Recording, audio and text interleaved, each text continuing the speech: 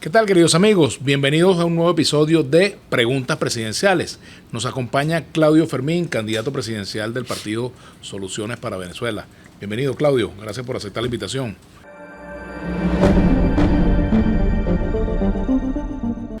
Bueno, y vamos de una vez con las preguntas. La primera de ellas, ¿qué propone Claudio Fermín para resolver el problema salarial de los venezolanos? El salario es el rostro humano de la economía. Es lo que llega a cualquier venezolano, a cualquier familia, como producto de la actividad económica. Pretender resolver el salario sin ocuparse de la economía es un contrasentido, es un sinsentido. Por eso lo que tenemos es que reactivar la economía para que podamos hablar de la activación de los salarios.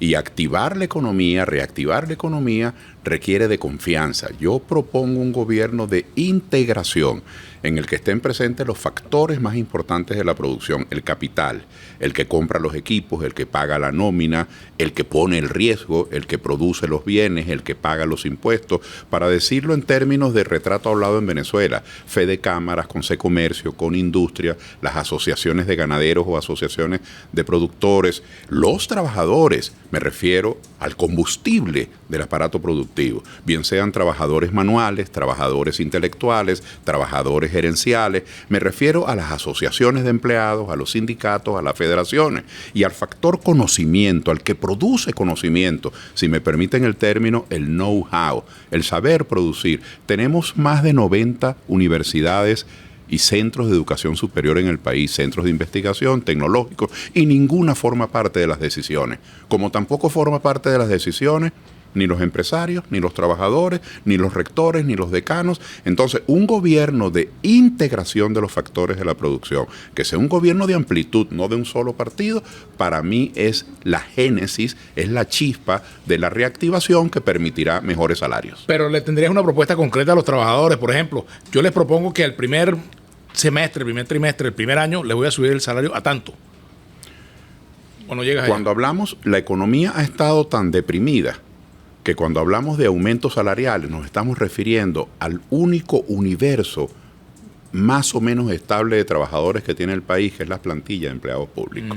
Una cosa es aumentar los salarios a los trabajadores de la plantilla pública, donde los ingresos dependen si el petróleo se vende o no se vende, y lástima, aunque se venda a buen precio hoy, se atomiza el presupuesto del Estado con 43 ministerios, 6 vicepresidencias, 800 empresas del Estado. Cada gobernador de oposición y de gobierno tienen 23, 26 directores en su plantilla gerencial.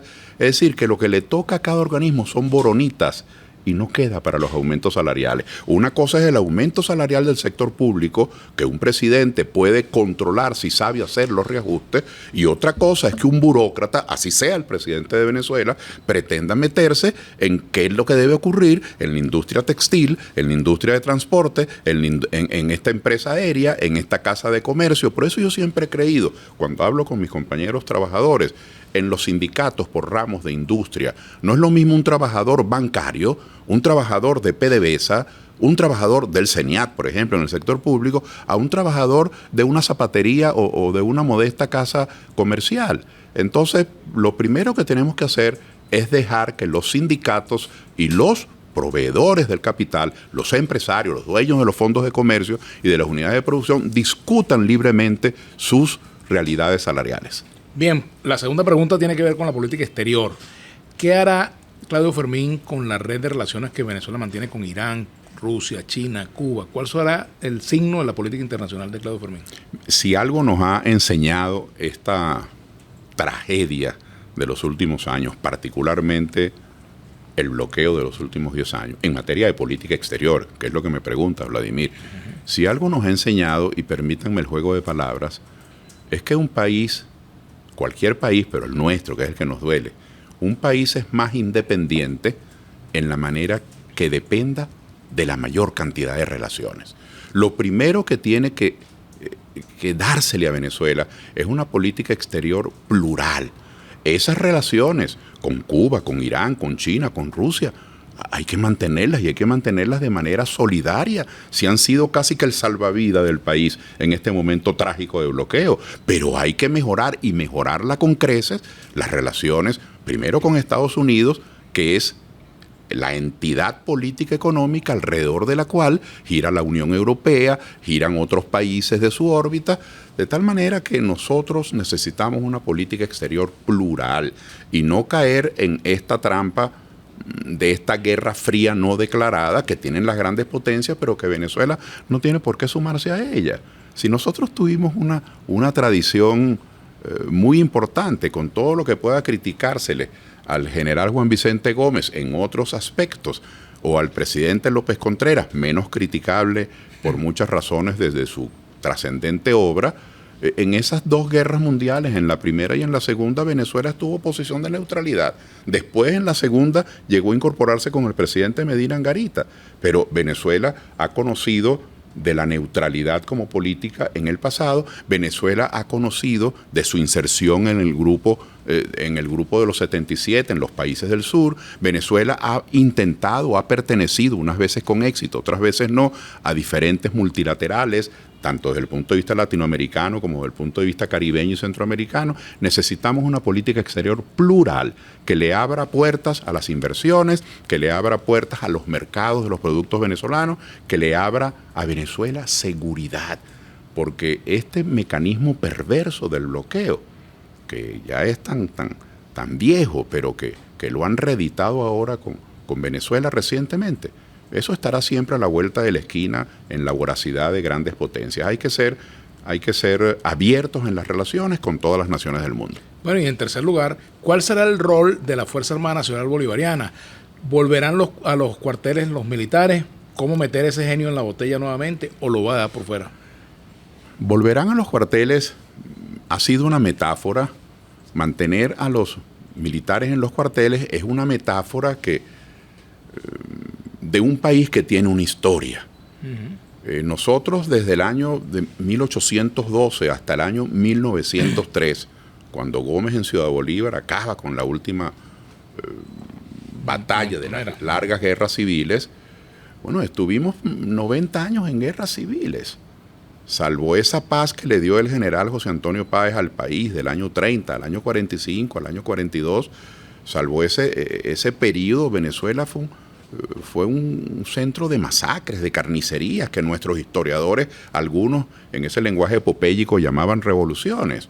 Así que nosotros, con ese pasado, se comenzó a hablar de meter a los militares en los cuarteles, que era una metáfora para hablar de democracia, que se dedicasen a la seguridad, que se dedicasen a sus asuntos de defensa nacional, mientras los civiles avanzaban en la construcción de un país.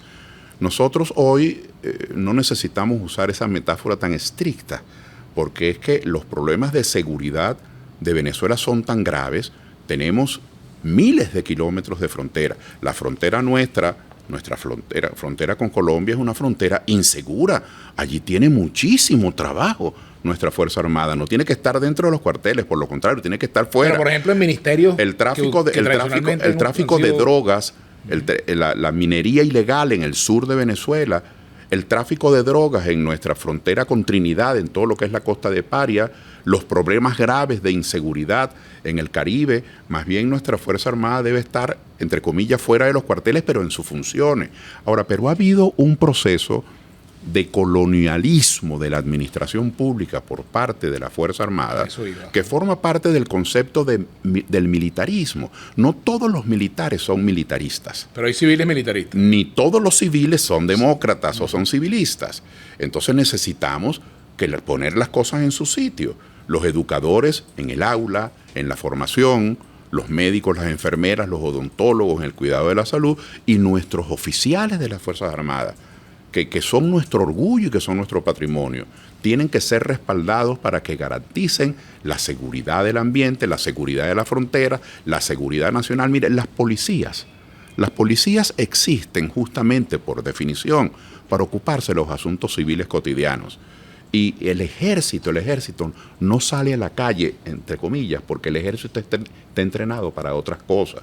Entonces se ha desvirtuado en esta tendencia militarista, se ha puesto oficiales que tienen una alta formación, que han sido formados para la seguridad y defensa, que han hecho sus estudios de Estado Mayor, que tienen sus cursos de especialización, que tienen además de su licenciatura en Ciencias y Artes Militares, además de eso son geógrafos, son ingenieros, son economistas, tienen otra preparación adicional. Bueno, se les ha disminuido en roles que no son los de ellos. De tal manera que parte de la reforma del Estado tiene que ser respetar a las Fuerzas Armadas y garantizarle al país que esa Fuerza Armada nos va a devolver la seguridad en la frontera, nos va a devolver la soberanía y nos va a devolver la tranquilidad nacional. Bueno, como nos quedan 2 minuticos, una pregunta breve para una respuesta también breve. De no ser Claudio Fermín el presidente, de no ser el candidato, de haber solamente 2 opciones, Nicolás Maduro y Edmundo González Urrutia, ¿por cuál se decantaría Claudio Fermín? Yo justamente creo que el continuismo del chavismo no le conviene al país. Ya van 25 años y este es el resultado.